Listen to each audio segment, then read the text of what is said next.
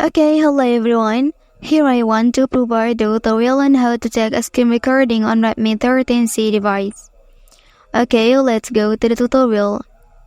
Maybe you're still confused to operate this device, but it's like a usual smartphone to take a screen recording.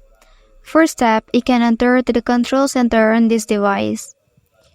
Okay, after that here will appear many tools support on this device.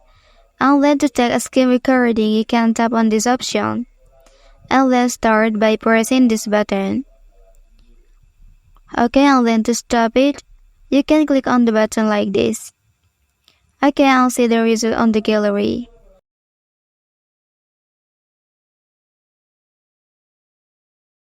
Well, that's the tutorial on how to take a screen recording on Redmi 13c device. If you are helped by this video, don't forget to like and subscribe to get other information from this channel. Thank you.